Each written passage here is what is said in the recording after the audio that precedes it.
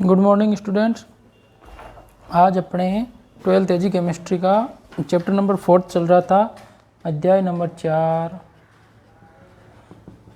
4 ion विनिमय पढ़ रहे थे अपन।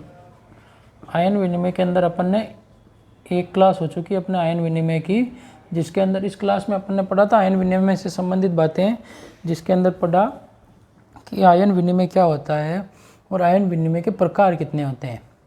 इससे संबंधित बात की थी अपन ने। आयन विनिमय के प्रकार हैं, आयन विनिमय होता है क्या, इससे संबंधित बात की। और फिर उसके बाद आयन विनिमय के दो प्रकारों की बात की थी, जिसके अंदर पहला प्रकार था आपके धनायन विनिमय और दूसरा था आपके ऋणायन विनिमय। आयन विनिमय की परिभाषा तो आपको पता ही होगी, फिर भी मैं बता देता हूँ। विनिमयशील प्रावस्थाओं के मध्य सजातीय आवेशों वाले आयनों का पारस्परिक अधिशोषण क्या कहलाता है, आपके आयन विनिमय कहलाता है। मतलब इसके अंदर कौन से आयन होते हैं, सजातीय आवेश, सजातीय आवेश वाले आयन होते हैं, ठीक है ना, ये ध्यान रखना अपन को। इसके अलावा आगे है आपके आयन विनिमय के दो प्रकार पढ़े थे अपन ने कल। अपन ने पढ़ा था धनायन विनिमय। धनायन विनिमय के बारे में पढ़ा, कैटायन एक्सचेंज। धनायन विनिमय क्या होता है इसके बारे में पढ़ लिया था अपन ने। तीन प्रकार का होता है वो, तीन क्रिया, ये क्या पृष्ठ क्रिया होती है। इसके अंदर क्या होता है, क्ले क्रिस्टल और ह्यूमस के कणों पर ऋणावेश। क्ले क्रिस्टल और ह्यूमस के जो कण होते हैं, क्ले का मतलब क्या हो गया, जो मृतिका का कोई कण है, पार्टिकल है, उसके ऊपर और ह्यूमस के ऊपर कौन सा आवेश होता है, वो अपन को पता है कि ऋणावेश होता है। और ऋणावेश क्या करता है, अपने तरफ धनावेश को आकर्षित करता है। तो ये प्रक्रिया क्या कहलाती है, धनायन विनिमय इसके अंदर। और इसके अंदर ये निम्न प्रकार से हो सकता है, दो तीन प्रकार के अपन ने पढ़ा था कि धनायन विनिमय विस्थापन मृदा में निम्न, एक तो जड़ों के द्वारा स्रावित धनायन और उसके अलावा उनका विस्थापन ह्यूमस के कणों या क्ले क्रिस्टल के द्वारा। दूसरा पढ़ा मृदा में उपस्थित धनायन तथा क्ले क्रिस्टल और ह्यूमस के कणों में उपस्थित धनायनों में।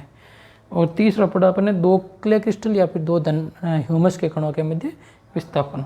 और इसका एक एग्जाम्पल भी पढ़ा था अपन ने, कौन सा, दो एग्जाम्पल पढ़े थे। एक तो साधारण मृदा के अंदर calcium plus soil plus 2 KCl की अभिक्रिया की थी। तो ये क्या हुआ था, आपके उत्क्रमणीय प्रक्रम है ये, जिसके अंदर क्या हुआ था, जो ये K है वो कैल्शियम को प्रतिस्थापित कर देता है, पोटेशियम आयन जुड़ जाता है इसके साथ में, सॉइल के साथ में, और ये CaCl2 बन जाता है। इसके अलावा अपन ने अम्लीय मृदा के अंदर भी हाइड्रोजन आयन को प्रतिस्थापित करके कैल्शियम आयन, उसकी पोटेशियम आयन उसी जगह पर आ जाता है। फिर इसकी परिभाषा पढ़ी थी। आज अपन पढ़ेंगे धनायन विनिमय की क्रियाविधि, मैकेनिज्म ऑफ कैटायन एक्सचेंज। धनायन विनिमय की क्रियाविधि, मैकेनिज्म क्या होता है इसका, इसके बारे में पढ़ेंगे। तो धनायन विनिमय की क्रियाविधि से संबंधित बात करेंगे अपन। अब धनायन विनिमय की क्रियाविधि को अपन पढ़ते हैं। धनायन विनिमय की व्याख्या को अपन किस प्रकार से पढ़ते हैं, आपके होता है जिसके अंदर विद्युत गतिकी सिद्धांत के आधार पर अपन इसको पढ़ते हैं।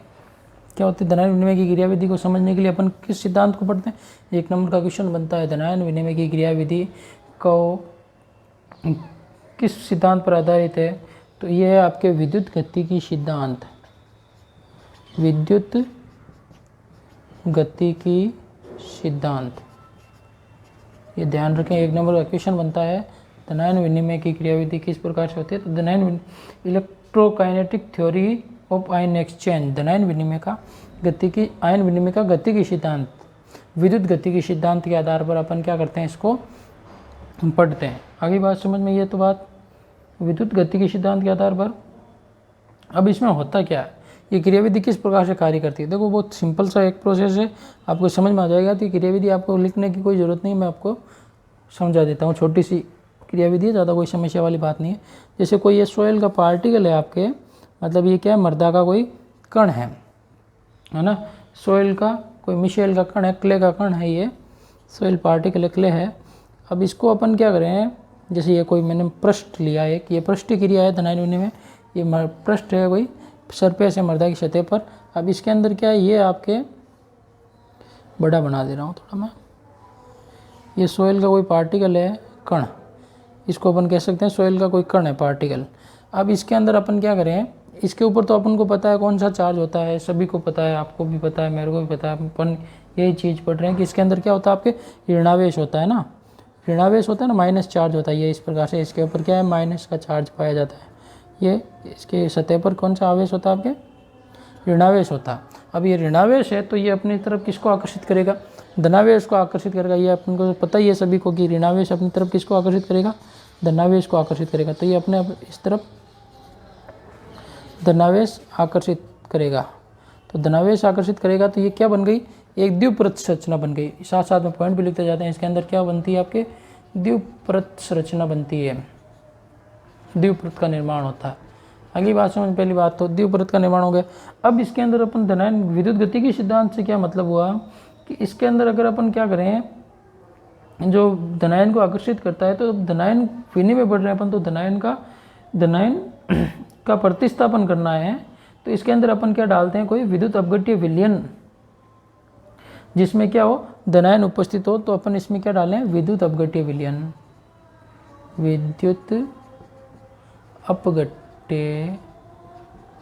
विद्युत अपघट्य विलयन मिलाते हैं इसमें, है ना। जैसे इसके अंदर विद्युत अपघट्य विलयन मिलाते हैं जिसके अंदर क्या है, विद्युत अपघट्य धनायन उपस्थित होंगे। वो धनायन क्या करेंगे, जैसे विद्युत अपघट्य धनायन में आपको चिन्ह बना के, जैसे ये तो है आपके विद्युत अपघट्य धनायन और ये है आपके नॉर्मल धनायन, है ना। यहाँ पे अधिशोषित धनायन लिख सकते हैं अपन, ये सिर्फ आपके धनायन कह सकते हैं अपन। आगे बात, ये धनायन है, जैसे ये खूब सारे धनायन और भी इसके अंदर फैले हुए हैं वायुमंडल में, ये मृदा के ऊपर, तो ये इसको आकर्षित करते हैं। अब इसके ऊपर अपन विद्युत अपघट्य विलयन डालेंगे। तो विद्युत अपघट्य विलयन क्या होगा, जैसे ये विद्युत अपघट्य के धनायन अपन ने डाले इसके अंदर, विद्युत अपघट्य का ये धनायन है, तो ये धनायन क्या करेंगे, ये धनायन आपके, जैसे मैंने धनायन डाले, तो ये धनायन क्या करेंगे, इन धनायनों को क्या करेंगे, यहाँ से प्रतिस्थापित कर देंगे। जैसे ये धनायन है तो ये जो आपके पहले से उपस्थित धनायन है इनको अपने यहाँ से प्रतिस्थापित करके क्या करेंगे, इनकी जगह पर आ जाएंगे, ये इस प्रकार से आ जाएंगे। जैसे ये धनायन इसकी जगह पर आ जाएगा, तो इस प्रकार से धनायन क्या करेंगे, इस जो नॉर्मल आयन है इनको क्या कर देंगे, प्रतिस्थापित कर देंगे इस प्रकार से। तो ये हट गए यहाँ से, तो इस प्रकार से क्या हो जाएंगे, ये यहाँ पर आ जाएंगे आपके धनायन।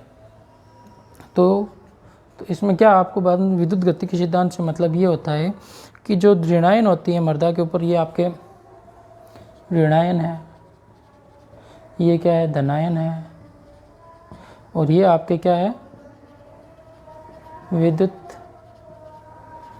अपघट्य धनायन है। तो आई बात समझ में कुछ कि जो ऋणायन था उसके ऊपर पहले से जो धनायन थे वो अधिशोषित हुए, और अधिशोषित होने के बाद में इसके अंदर अपन क्या डालते हैं, विद्युत अपघट्य के धनायन डालते हैं। तो इसके अंदर क्या हो जाता है, आपके जो द्विपरत बनी हुई है ऋणायन और धनायन की, तो उस धनायन को वो विस्थापित करके विद्युत अपघट्य वाले धनायन क्या आ जाते हैं, उसकी जगह पर आ जाते हैं। तो ये क्रिया क्या कहलाती है, आपके धनायनों का विनिमय होता रहता है। इस प्रकार से इसमें क्या होता रहता है, धनायनों का विनिमय होता है। ये जो है ये तो दूर हटते जाएंगे आपके, और ये जो पास में है वो पास में आते जाएंगे इस प्रकार से। तो धनायनों का ये क्रिया कहलाती है विद्युत अपघट्य सिद्धांत के द्वारा इसकी क्रियाविधि, कि जो सॉइल पार्टिकल है उस पार्टिकल के ऊपर तो कौन सा आवेश होता है, आपको पता है कि ऋणावेश होता है। सॉइल पार्टिकल के ऊपर तो ऋणावेश होता है, ये अपन शुरू से पढ़ते आ रहे हैं, पिछले चैप्टर में भी यही पढ़ा, इसमें भी यही पढ़ रहे हैं। अब ये ऋणावेश क्या करेगा, किसको आकर्षित करेगा, किसको आकर्षित करेगा, आपके धनायन को आकर्षित करेगा, धनायन को आकर्षित करेगा। अब धनायन को आकर्षित करेगा तो जो धनायन है ये इसके ऊपर सतह के ऊपर आकर चिपक जाएंगे, अधिशोषित हो जाएंगे। फिर इसके अंदर अपन क्या डालें, विद्युत अपघट्य के धनायन और डालते हैं, तो वो धनायन क्या करेंगे, इस जो नॉर्मल धनायन है या अधिशोषित धनायन है उनको विस्थापित करके उनकी जगह पर आने लग जाएंगे। तो ये क्रिया कहलाती है आपके धनायन विनिमय की क्रियाविधि।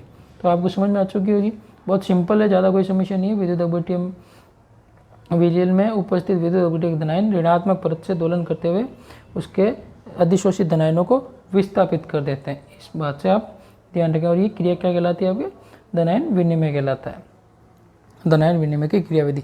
आगे बात समझ में, मिटा दूँ ये चीज़ें आपके धनायन विनिमय की क्रियाविधि से संबंधित बात। अब इसके बाद में आगे बढ़ते हैं अपन धनायन विनिमय के आगे वाले पार्टिकल के अंदर बात करें अपन, तो इसके अंदर पढ़ेंगे अपन। अब धनायन विनिमय तो हो गया कंप्लीट, आपके कल अपन ने इसकी परिभाषा पढ़ ली थी, पूरी डिटेल से बात कर ली। फिर उसके बाद में ये आज अपन ने इसकी क्रियाविधि पढ़ ली। अब इसके आगे अपन पढ़ते हैं ऋणायन विनिमय, या ऋणायन विनिमय से पहले एक छोटा सा टॉपिक है आपकी बुक के अंदर दिया हुआ है, उसको अपन पढ़ लेते हैं, जिसके अंदर है आपके विभिन्न आयनों के प्रकार पढ़ लेते हैं कि धनायन कौन से हैं और ऋणायन कौन से होते हैं, आयन कौन से होते हैं। तो विनिमय आयनों के प्रकार पढ़ लेते हैं। तो अगली हेडिंग है आपके विनिमय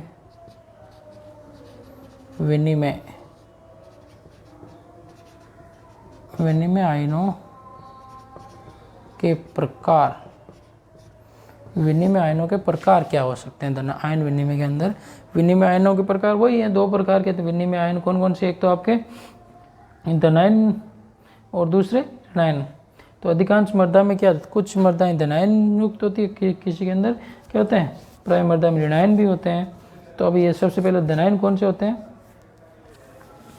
और ऋणायन कौन से होते हैं उसके बारे में बात करते हैं। मृदा में अधिकांश धनायन, देखो मृदा में अधिकांश धनायन, मृदा में अधिकांश धनायन है आपके कौन कौन से? सबसे पहले तो अधिकांश धनायन के अंदर बात करें अपन तो ये धनायन होंगे आपके कैल्शियम, कैल्शियम के ऊपर +2 होता है। इसके अलावा नंबर 2 है कैल्शियम है। इसके अलावा आपके है अमोनियम है, मैग्नीशियम है, हाइड्रोजन है, मैग्नीशियम है, हाइड्रोजन है, अमोनियम है, ये आयन भी होते हैं इसके ऊपर, है ना। इसके अलावा सोडियम आयन है।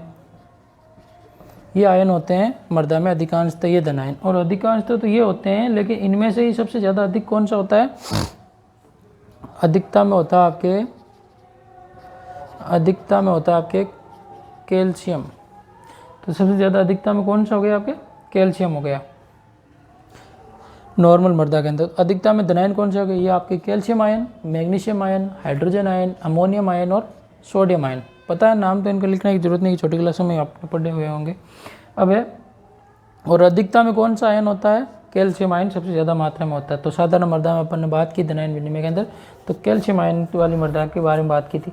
अब अत्यधिक अम्लीय मृदा में कौन सा धनायन की प्रधानता होती है? ये तो हो गई साधारण मृदा की। और अम्लीय मृदा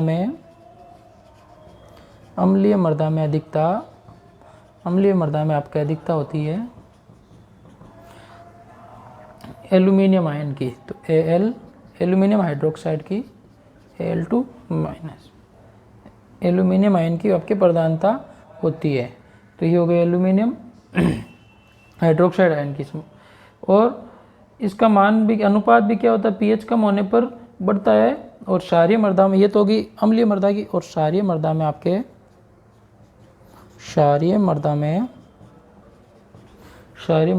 अधिकता होती है किसकी? सोडियम आयन की, Na+ आयन की। तो ये आपको 4 पॉइंट इसके अंदर धनायन विनिमय से संबंधित ध्यान रखने हैं कि मृदा में अधिकांश धनायन कौन से हो सकते हैं? कैल्शियम, मैग्नीशियम, हाइड्रोजन, अमोनियम और सोडियम। अधिकता में कौन सा होता है? नॉर्मल मृदा में कैल्शियम आयन, अम्लीय मृदा में एल्यूमिनियम हाइड्रोक्साइड की, और क्षारीय मृदा में सोडियम आयन। मिटा दूँ ये। अब उसके बाद में अपन बात करते हैं अधिकांश ऋणायन कौन से होते हैं। ये तो धनायनों की बात होगी। अब अपन बात करें ऋणायनों की। तो मृदा में ऋणायन होंगे आपके मृदा में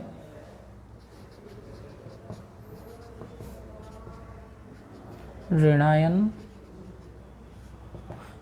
के अंदर अपन बात करें तो सबसे पहले सल्फेट आयन -2 होता है, क्लोराइड आयन है, chloride ion, sulphate ion, nitrate ion NO3- है ना, 3 है ये, NO3- है, नाइट्रेट है। इसके अलावा आपके डाई हाइड्रोजन फॉस्फेट पाया जाता है H2PO4, di hydrogen phosphate ion. ठीक है ना, डाई इसका नाम आपके, ये नाम भी मैं साथ साथ में लिखता जा रहा हूँ, आपको याद रहे। सल्फेट ये आपके क्लोरीन के आयन है ना, ये आपके है नाइट्रेट, और ये आपके डाई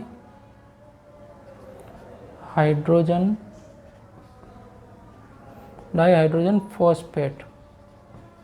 इसके अलावा और भी आयन होते हैं आपके इसके अंदर, होते हैं हाइड्रोजन फॉस्फेट आयन भी होता है, जैसे ये आपके HPO4-, इसको कहते हैं अपन हाइड्रोजन फॉस्फेट आयन, ठीक है, हाइड्रोजन फॉस्फेट आयन। इसके अलावा और भी होते हैं आपके hydrogen phosphate ion, bicarbonate ion HCO3 minus, इसको कहते हैं अपन बाइकार्बोनेट आयन। ये है आपके बाइकार्बोनेट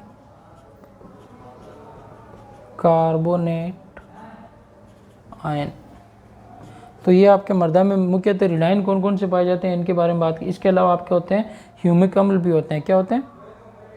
इसके अलावा आपके ह्यूमिक अम्ल, इसके अलावा आपके ह्यूमिक अम्ल पाए जाते हैं। तो सल्फेट आयन मृदा के अंदर, chloride ion, nitrate, di hydrogen phosphate ion, bicarbonate ion और ह्यूमिक अम्ल, ये आपके मुख्यतः ऋणायन। जैसे अपन ने धनायन की बात की, एक नंबर के क्वेश्चन बनते हैं, ये मृदा में पाए जाने वाले ऋणायनों के नाम लिखिए या उनको लिखिए। तो ये आपके इस प्रकार से sulphate ion, chloride ion, nitrate ion, di hydrogen phosphate ion और हाइड्रोजन बाइकार्बोनेट आयन, और इसके अलावा ह्यूमिक अम्ल। अब इसके आगे बात करते हैं अपन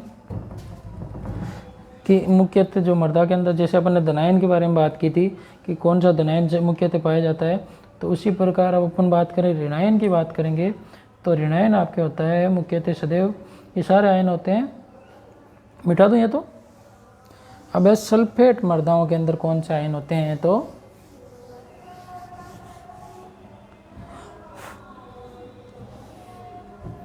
इसके अलावा सल्फेट मृदाओं में सल्फेट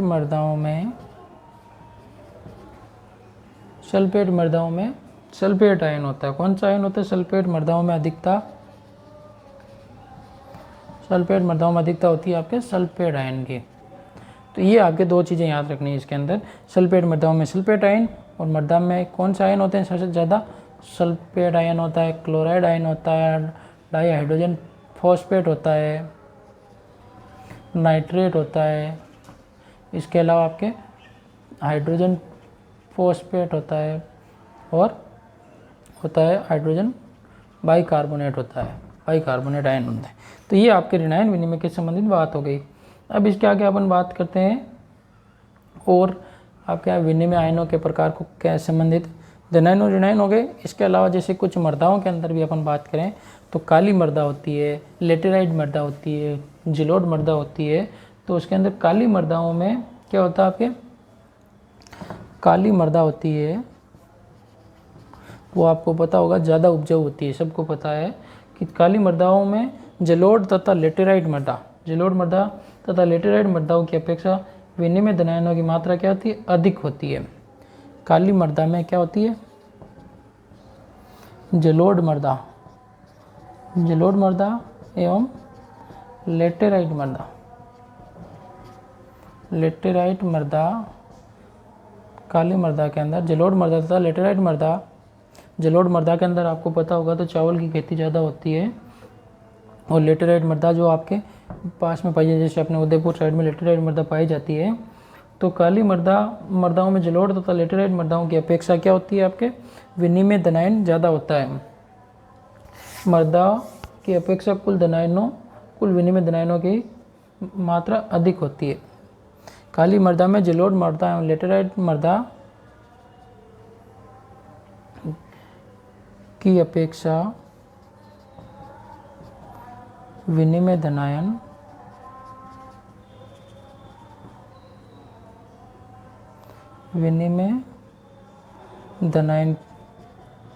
की मात्रा अधिक होती है। तो ये पॉइंट ये भी ध्यान रखिए, एक नंबर का बन जाता है कि काली मृदा में क्या होता है? विनिमय धनायन की मात्रा जलोढ़ से और लेटेराइट से ज़्यादा होती है। ये आप इस प्रकार से इसको ध्यान रख सकते हैं। आगे बात समझ, तो ये आपके हो गया किससे संबंधित? विनिमय आयनों के प्रकार के बारे में। अब इसके आगे बात करते हैं अपन कि ऋणायन विनिमय क्या होता है। ये तो हो गया विनिमय आयनों के प्रकार, जिसके अंदर अपन ने पढ़ लिया कि धनायन विनिमय वाले आयन कौन से होते हैं और ऋणायन विनिमय वाले आयन कौन से होते हैं। अब इसके बाद में बात करेंगे अपन ऋणायन विनिमय की। तो ऋणायन विनिमय भी धनायन विनिमय से थोड़ा छोटा है, देखते हैं क्या होता है। ऋणायन विनिमय ऋणायन विनिमय, एनायन एक्सचेंज है ना। ऋणायन विनिमय क्या होता है इसके बारे में बात करें अपन।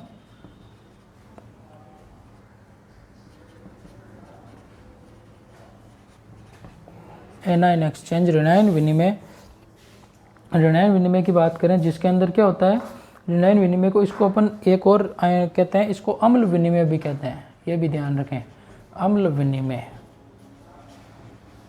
अम्ल विनिमय भी इसको कह सकते हैं अपन, ऋणायन विनिमय को अम्ल विनिमय भी कहते हैं। अगली बात समझ में, ऋणायन विनिमय, एनायन एक्सचेंज या फिर अम्ल विनिमय। अब इसकी पहले तो अपन इसकी परिभाषा लिखते हैं, फिर उसके बाद में बात करते हैं कि ऋणायनों में, और फिर इसके बाद में अपन एग्जाम्पल लेकर अभिक्रिया के द्वारा भी समझेंगे इसको ऋणायन विनिमय को। तो पहले मैं आपको परिभाषा लिखवा देता हूँ। इसके अंदर देखो परिभाषा क्या हो गई आपके, फॉस्फेट आयन,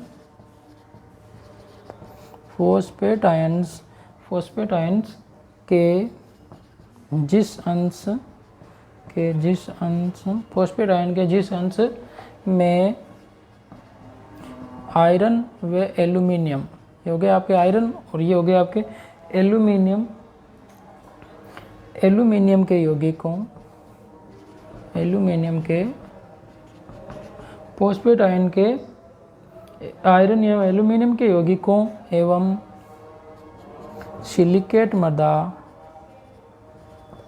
एवं सिलिकेट मृदा के साथ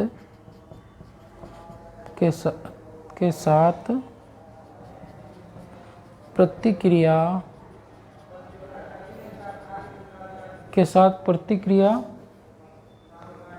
की है, और उसके स्थान पर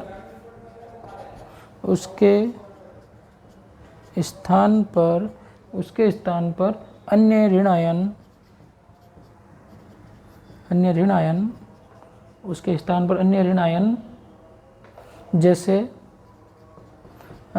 जैसे OH आयन्स आ जाते हैं, जैसे OH आयन्स आ जाते हैं, OH आयन्स आ जाते हैं, ऐसे विस्थापन को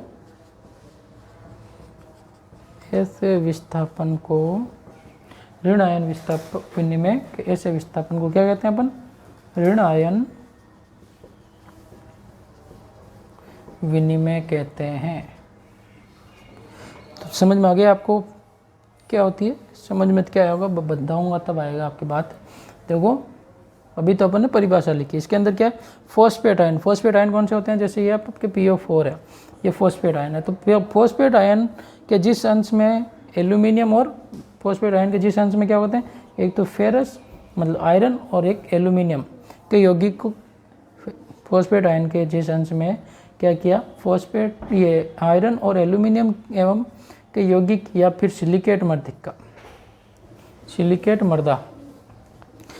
मृदा के साथ में प्रतिक्रिया की, क्या क्या, फॉस्फेट आयन के जिस अंश में क्या किसने प्रतिक्रिया की, या तो एल्यूमिनियम का आयन हो जाए या आयरन का आयन हो जाए, या फिर सिलिकेट मृदा के साथ में जो प्रतिक्रिया की है उसके स्थान पर अन्य ऋणायन, उनके जहाँ पर प्रतिक्रिया उसके स्थान पर अन्य ऋणायन, जैसे अन्य ऋणायन के मतलब OH आयन आ जाता है। तो इस विस्थापन को अपन क्या कहते हैं, जैसे फॉस्फेट आयन के साथ में इन्होंने अभिक्रिया की तो उसकी जगह पर OH आयन आ जाता है, तो उस विस्थापन को अपन क्या कहते हैं, ऋणायन विस्थापन कहते हैं या ऋणायन विनिमय कहते हैं।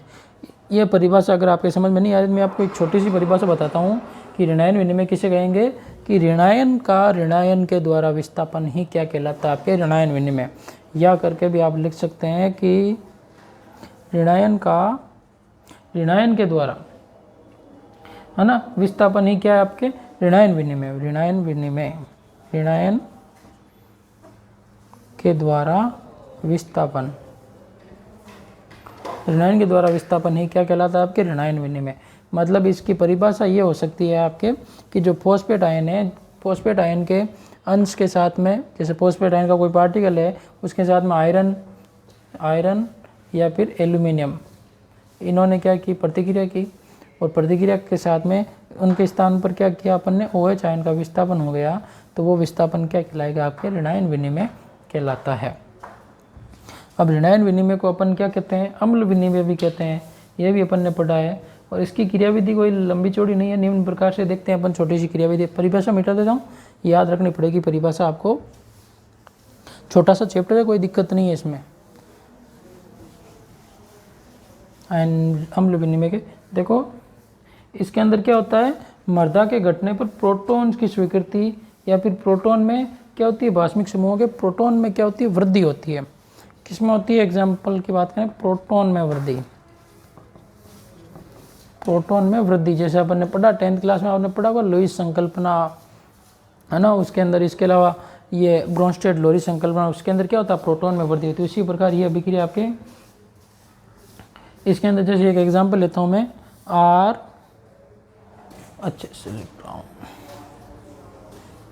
ये भी क्या है आपके आयन विनिमय। आपको सबसे पहले अपन ने पढ़ा कि उत्क्रमणीय प्रक्रम है ना, जिसके अंदर क्या होता है, रिवर्सिबल आयन से वापस अभिकारक से उत्पाद, उत्पाद से वापस अभिकारक बन सकता है। तो इसके अंदर अपन बात करें, जैसे ROH कोई लंबी श्रृंखला जुड़ी हुई है किसके साथ में, OH समूह के साथ में कोई, और उसकी अभिक्रिया अपन करवाते हैं H2SO4 सल्फ्यूरिक अम्ल के साथ में, और उत्क्रमणीय अभिक्रिया हो रही है सल्फ्यूरिक अम्ल के साथ में अभिक्रिया करवाते हैं। तो इसके अंदर जो ये H है, ये इसके साथ में क्या हो जाता है, OH के साथ में जुड़ जाता है। तो क्या बन जाएगा आपके ROH2 बनता है, जिससे क्या हो गया, इसके प्रोटॉन में क्या हो गई, आपके प्रोटॉन के अंदर क्या हुई, वृद्धि हो गई। मतलब यहाँ पे हाइड्रोजन कम था, तो ये OH इसके साथ में जुड़ गया, तो इसके अंदर प्रोटॉन में वृद्धि हुई। उसी प्रकार एक एग्जाम्पल और लेते हैं, जैसे RNH2, ये कोई एमिनो समूह है, उसके साथ में भी अभिक्रिया हुई, और उसकी अभिक्रिया अपन करवाते हैं HCl से, और वही उत्क्रमणीय प्रक्रम HCl तक करना, ये H इसके साथ में जुड़ जाता है।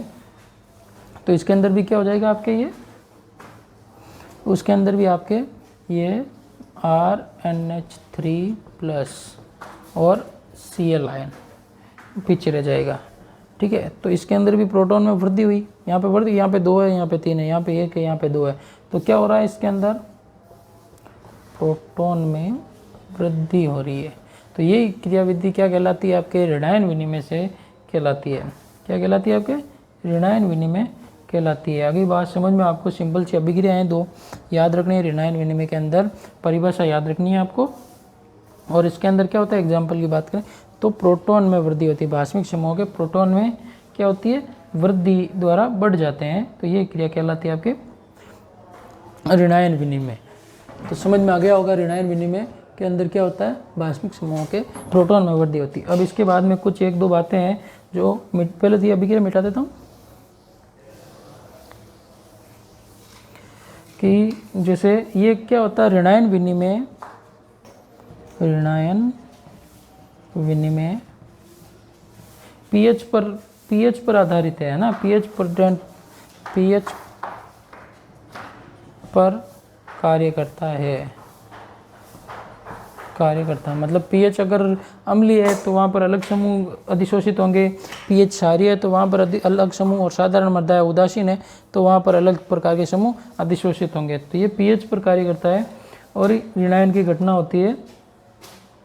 धनायन विनिमय के अंदर क्या होता है, अम्लता बढ़ती है, और उदासीन मृदा में क्या होता है, क्लोराइड और नाइट्रेट आयन बहुत अधिक अधिशोषित बहुत कम होते हैं या नहीं होते हैं। इसके अलावा क्या होता है, आपके अधिक पीएच वाली, देखो अधिक दोनों पीएच मृदाओं में होता है। पहली बात तो ऋणायन विनिमय पीएच पर कार्य करता है, पीएच पर डिपेंडेंट होता है, पीएच तंत्र पर कार्य करता है। इसके अलावा धनायन विनिमय के विपरीत ऋणायनों को रखने में अम्लता के साथ बढ़ती है। इसमें क्या होता है, ऋणायन होने पर अम्लता में क्या होती है, आपके अम्लता के साथ बढ़ती है, अम्लता के साथ बढ़ता है। और इसके अलावा आपके उदासीन मृदा में निश्चित आयन अधिशोषित या कम होते हैं। उदासीन मृदा में क्या होते हैं, आपके ये जो क्लोराइड आयन तथा आपके नाइट्रेट आयन होते हैं, इनका अधिशोषण बहुत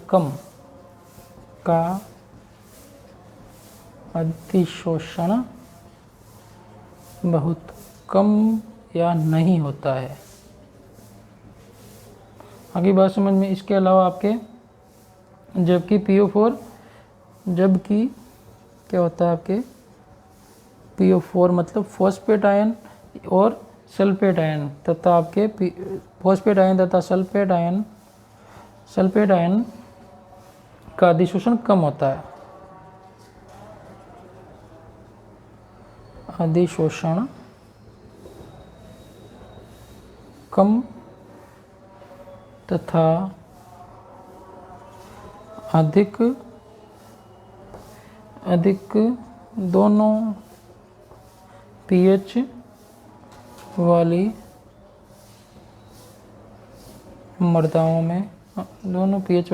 में होता है। तो ये आपके ऋणायन विनिमय से संबंधित बातें हो गई, जिसके अंदर अपन ने पढ़ लिया कि ऋणायन विनिमय की परिभाषा पढ़ ली। एक बार वापस बता देता हूँ ऋणायन विनिमय की परिभाषा।